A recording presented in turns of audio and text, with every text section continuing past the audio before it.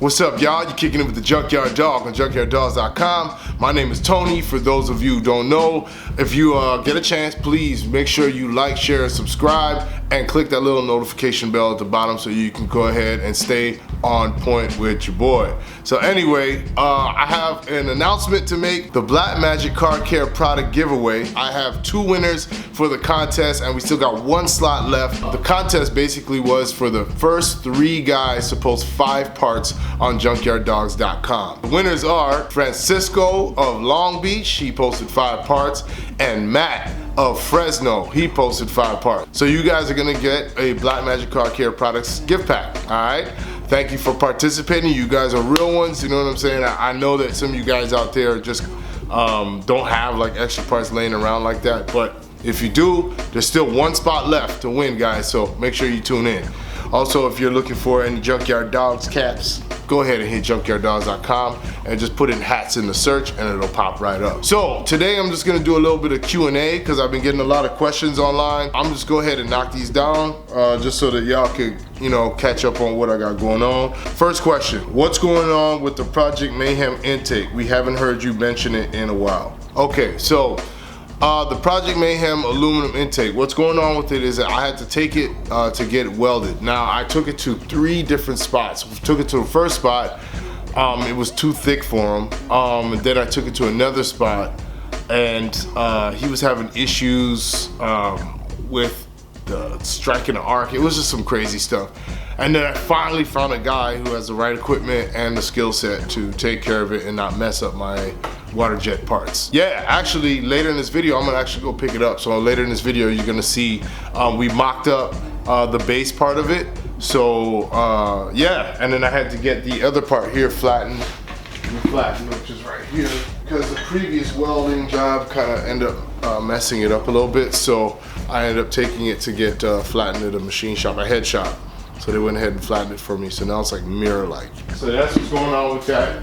I'm just going through the superchargers right now that you guys saw on the last episode. Yeah, so that's about it, man. It's coming soon. I would say probably in the next like 2 or 3 weeks, you're gonna see them back on the motor. Next question. This guy named Jay Gars asks, his vacuum ports on the upper intake rub the driver's side valve cover. Is there another trick to get more clearance aside from a phenolic spacer? Can the tubes be cut or tapped? You don't need to cut them, just take a vice grip, twist them, and they'll pull right out. They're press fit. You can tap the hole and go ahead and use a plug. I get the plugs from a plumbing supply, so whatever plug you get, make sure that you get a tap to fit that plug and plug it. You don't need them. I actually usually plug the front one because we don't need it in the Fox body. So I usually plug the front tube on the bottom, and I'll show you a picture in a minute so you understand what I'm saying. Actually, yeah, here we got one right here. So what you're talking about, I guess, is this tube right here hits the valve cover. They do hit the valve cover because it's, especially if you're using tall valve covers for your roller rockers, or if you got a cam or something and you got tall valve covers, you can take a vice grip and twist this out. And then you just tap the hole, and whatever size plug that you're using, just go on ahead and tap it for that size plug and you should be good to go. Next question. And this is from Los215. He says, I've been meaning to ask you what's your expected horsepower from the dual M90 setup. Stock, these superchargers run maybe, especially with this motor, it's gonna be like 5 PSI. It's not gonna be a lot. I don't know if the math is quite correct. I don't understand the math in terms of if I put 2 of them on there, does that make it 10? Or is it just 5 spread out? I don't know. So I'm gonna assume that with 2 of them, I'm gonna be running 10 PSI. I might end up getting a smaller pulley to bump it up to maybe like 12 and a half-ish, like 13, somewhere like there. Because right now it's got a 3.8 pulley on there, and I was thinking it'd come down to maybe like a 3.5 pulley, like a quick change kind of style pulley or whatever. So that will give me the ability to kind of, I would think about 12 PSI is what I'm hoping for. So I'm thinking with 12 PSI, I'm thinking high 300s, low 400s. I'm gonna be pushing it, man. If I don't get those numbers out the dyno, I will definitely be trying to push a little bit more, especially with the water meth injection that we're gonna be using too, to allow me to run more timing and all the other good stuff. So hopefully that works out to my benefit. But yeah, it's kind of hard to tell. I'm really just doing this because I think it's gonna look cool, and a regular 302 is fun. So what's more fun than a regular 302 with 2 superchargers on top? All right, inspired by Mad Max. Final question. So it's kind of funny. This is a reverse question. This is me asking one of my watchers a question. So let's check this out. So Poor Performance is the name of the shop, and it says, always good content and info. We'll be watching out for parts on my new project. Would like the top and frame from the red vert if you don't need it, LOL. And I was like, dang, I didn't know you could kind of swap it. My blue vert needs a top bad, and the red one is actually kind of nice. It seals up and everything, and the seals all look good. It's a glass back too. So I asked him, thanks man, LOL, I swear bro, I was thinking of swapping the tops on my other vert, but I didn't know if that was possible. Now he said, yeah, it's possible, but it's a pain. I've read the newer tops fold down lower than, that's what I was hoping. As mine is an 85 and it's like a wind sail. I just started my channel today with the first video. We'll be sharing my progress through my build. All right, cool. Yeah, so yeah, that would be something pretty dope to check out and do. A lot of people don't really tackle the convertible tops. I haven't seen a video on doing it online. As far as like putting on the new skin and all that, I've never seen a video about it. So that should be interesting to try. But I'm not doing like a full-on thing. I'm actually just taking one from one car and putting on the next. Hopefully that works, because I've never done it before. So yeah, that should be a fun video. I'm gonna just take like a Saturday afternoon and do it. But my thing is with cars, especially, like I like to make sure that they're running good first before I do any cosmetic stuff. So I did in the last video, I did all that stuff to the engine, you know, all the sensors, the MAF. So it's running good, but now the transmission is kind of wonky. So I'm gonna go ahead and swap that before I do anything cosmetic. All right. Okay. All right, cool. So that's all the questions that I had time to answer today. So let's go head out to El Monte and go pick up the Project Mayhem Intake that was tack welded.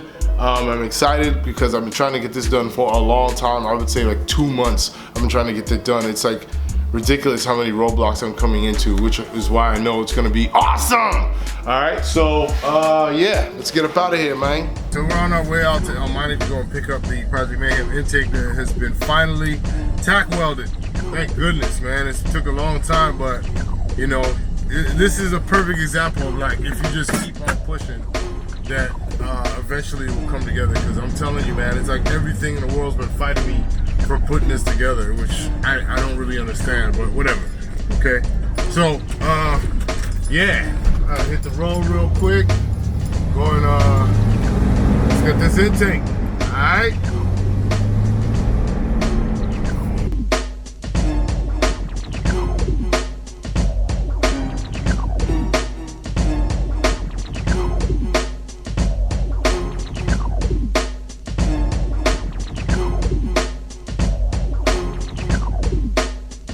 So we are in El Monte, you know what I'm saying? About to pick this thing up, do a little bit of test fitting, see how it goes. Hopefully it goes well. He sent me some pictures, they look pretty good in the pictures. I don't need the welds to be perfect, I need for the welds to hold. That's where I'm at with it. Alright, so we are here in El Monte. About to keep it cracking here. Alright. So, gotta do what I gotta do.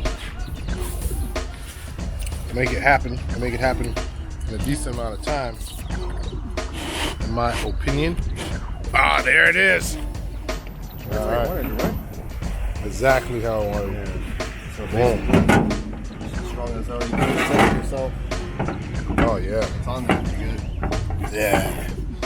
Yeah, there it is. that was the metal one for the template that I used, because I made a template out of steel. I made this out of steel before. Oh shit. And just to make sure that I didn't waste all that money on aluminum, you know what I'm saying? And then when I seen that it was good, I was like, all right, that's it. That's what we're gonna do. So I put good enough back right here so that way you can put it on the car and just cut it out if you need. Oh, okay. So see, that's exactly what I was thinking. Yeah. Okay, just like that. See that? Yeah. Get it now, right? It's like a house. Yeah, so basically what it was is the reason why I left all that extra on the back yeah. was so that if the superchargers need to come forward, I know that they don't come any further back. Yeah. For sure. Like this right here puts it too far back. Yeah. So I was like, okay, if I just give it enough, it'll go at least to that. And that's too far forward. Yeah. So I know somewhere in that range right here. Oh, okay. So that's why you wanted to put it on the car and then... Yes. Oh, okay. Yes. You get it. Right. And then that's why I left, when I did the measurements for this part, yeah. I left a little lip so it could sit just like this. Oh, okay. Yeah, so I left the lip so it could sit, so it wouldn't be sliding all off as I was doing it. And then boom, so then the supercharger sit like that and that. And then on the inside here, I was thinking about like putting like a chamber here, because this is the bypass. Yeah. So I was just gonna cut some tubing in half and just weld it on and just cut a little groove out right here, and then they take it to weld that up later. You know what I'm saying? Like half of a tube on that side, half a tube on that side. It'll be a bypass to go out the back of it. You know, that's my little design, you know. I'm gonna make it happen, you know what I'm saying? It's gonna work, yeah. It's gonna work. You did a good job, man. Thank you, man. It is what it is, dude. The little house, because I couldn't, you know, the first time I'm seeing it like this, because I can't hold them at the same time as put them up. So, yeah, dog. Thank you so much.